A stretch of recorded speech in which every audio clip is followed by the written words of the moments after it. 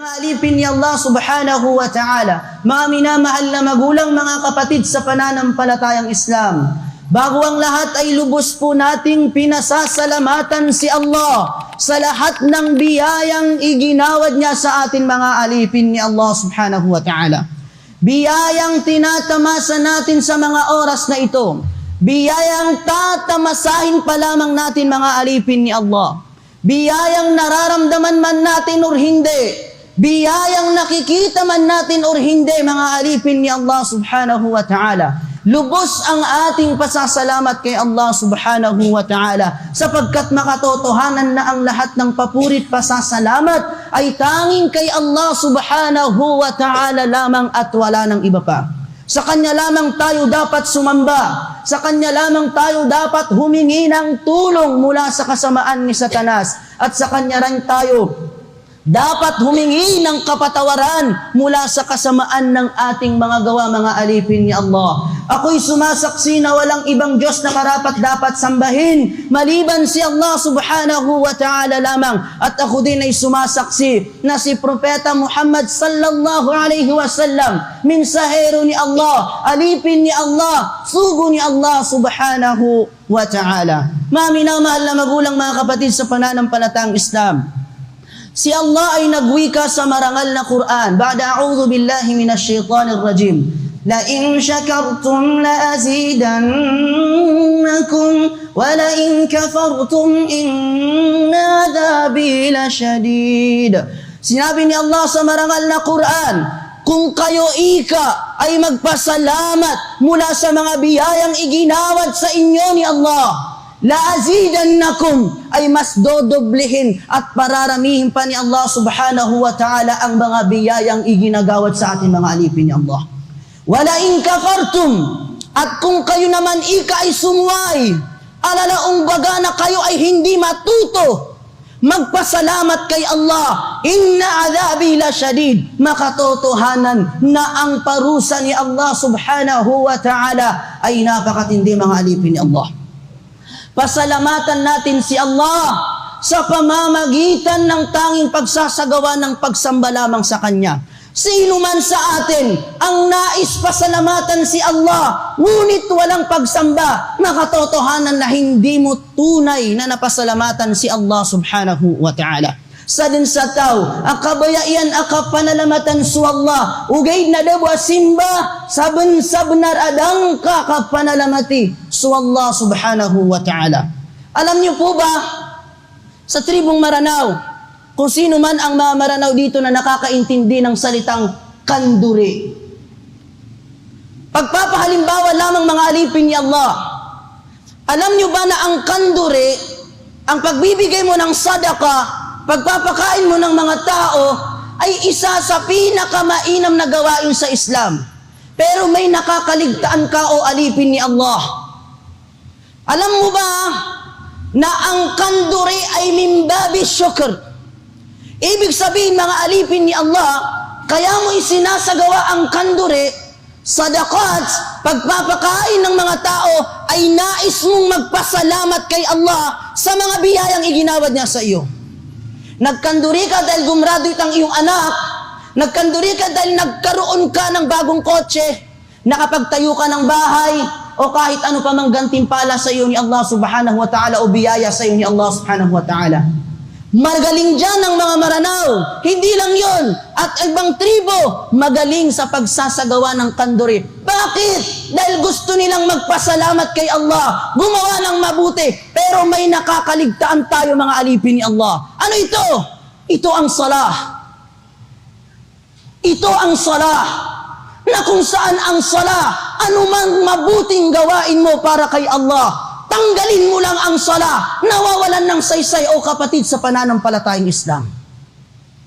Tingnan nyo, pagkatapos ng shahadatain, sa 5 haligi ng Islam, sumunod doon ang iqamatus salah, ang pagtindig ng sala. Pero bakit hindi ka nagsasala?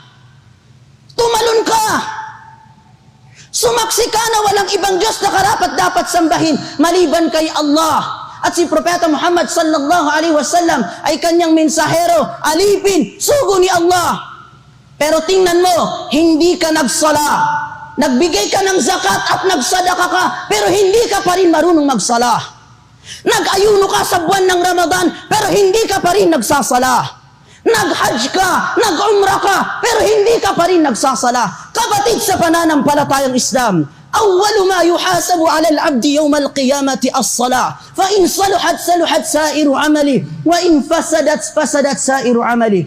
Makatotohanan o alipin ni Allah, kauna-unahang gawain ng alipin ni Allah, nabibilangin sa araw ng paghuhukom ay ang salah, na kung saan ang iyong salah, kung ito ay pumasa, lahat ng iyong mabubuting gawain ay papasa.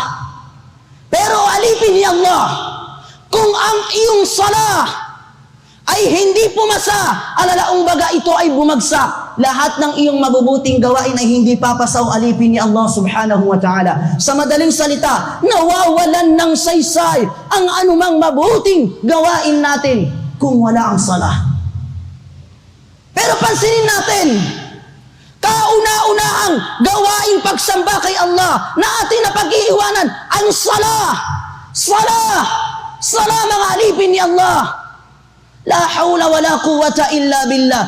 Mga alipin ni Allah, si Propeta Muhammad sallallahu alaihi wasallam ay nagwika, "Idza ahabba Allah aw may yuridillahu bihi khairan, yufaqihu fid din." Subhanallah. Sinabi ni Propeta Muhammad sallallahu alaihi wasallam, sino man sa inyo ang gustuhin o mahalin sa kanya ni Allah ang kabutihan, yufaqihu fid din, maiintindihan niya, mauunawaan niya ang Islam. Subhanallah. Sa madaling salita, ang tunay na kabutihan sa mundong ito, mga alipin ni Allah, ay nasa pag-unawa at pag-intindi ng Islam, mga o sa sarili nating relihiyon, mga alipin ni Allah. Alam niyo po ba kung bakit may mga taong hindi nagsasala ng 5 times a day? Dahil hindi niya nakikita ang 5 times a day na ito ay mabuti, dahil wala siyang kaalaman patungkol sa Islam. Alam niyo po ba kung bakit may mga taong Friday lang nagsasala? Dahil ang alam lang niyang mabuti sa Islam ay Jum'ah. Alam niyo po ba kung bakit may mga taong nagsasala lang pag Ramadan? Dahil ang tanging alam lang niyang mabuti sa Islam ay Ramadan. Alam niyo po ba kung bakit may mga taong nagsasala lang pag Eid al-Fitr, Eid al-Adha? Dahil ang tanging lamang niya na mabuti sa Islam ay Eid al-Fitr at Eid al-Adha. At hindi niya alam at hindi niya napapagtanto sa kanyang sarili or nakikita na ang 5 beses na pagsasala sa isang araw ay mabuti. Subhanallah.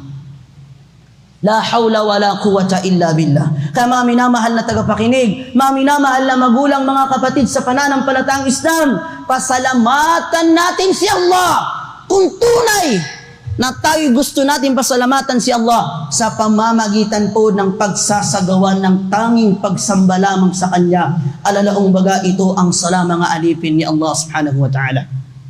At dahil doon, mga alipin ni Allah subhanahu wa ta'ala, malamang sa malamang, lahat tayo ay narinig na natin ang katagang, ang kabataan, ang pag-asa ng bayan. Subhanallah. Ang kabataan, ang pag-asa ng bayan. Pero ang kaakibat neto sa panahon natin ngayon, ang kabataan, ang kauna-unahang problema sa panahon natin ngayon. Subhanallah.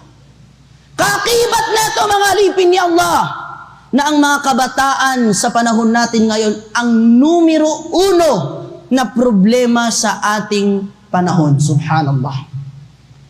May